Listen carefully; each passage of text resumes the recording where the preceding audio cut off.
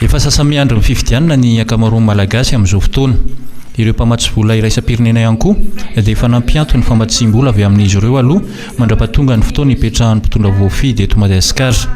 Rariny loatra noho izany araka ny fanazavan'ny kandida Marc Ravalomanana raha atao izay hatateraka ny fifidianana.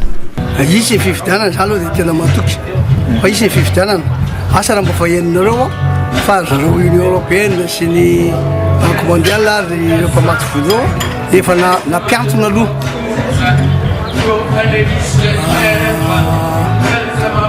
Ny famatsim-bola eto Madagasikara fa miandry ny fifidianana iroso. Zay ny fandeha ray zay mafy be koa ny tsindrina pression ataon'izy ireo voaniona tamin'le représentant ny secrétaire général ny Nations Unies ireo voateo tsy koa nresahana ka tokony isy ny fifidianana satria fa tena mijaly loatra vahoaka ny zavatra nresahany tamin'ity teo dia hoe faly zay mahita ny fisotran'ny pré-campagne nataonareo eto Madagasikara sy ny zava-misy satria tsy dia nisy problème firy hatramin'izao ny zavatra tsapanay verina taty zay dia nahita ary mbola ho avy aty dia efa naniraka olona koa zay manara-maso amin'izao tonga eto zao tsy hoe nandeha lobe fa niova misy izy tamin'ity fa dia mba mivoatra zany taloha nanao campagne telopolo andro fotsiny so manao campagne maro zay tsy voahery taona miankina aminao ihany mitantana an'le entimanana raha mivatravatra be anao voalohany hitaniavanao eo anao fa raha milamina tsara anao dia mandinitra tsara dia mahita tsara mandrindra an'izy sy mandamina an'izy dia maharitra anao diso hevitra be satria zatra an'le taloha ny olona dia tonga dia samy mieritreritra hoe vola mahatoka ny campagne tsy vola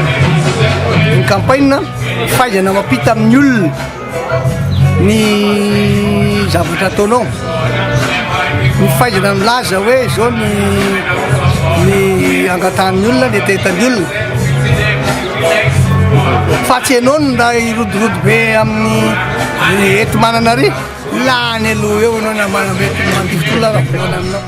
Vonina hiatrika izany fifidianana izany ny kandida mitondra ny larina fahadimy amby roapolo sady nanambara fa tsy manambany velively ireo kandida mpifaninana aminy rehetra. Izy rehetra ka izy rehetra hoe mety olany daholo dia aloha tsy azo tsinitsiniavina zareo tsy diso hevitra be zany tsy azo suggestive hitanareo Croatie atao lasa tany amin'ny final. Nampatsiahatra any moa Andriamatoa Marc Ravalomanana afa amin'ny alalan'ny fifidianana trany ny fomba tokony hakana fahefana amin'ny tany demokratika.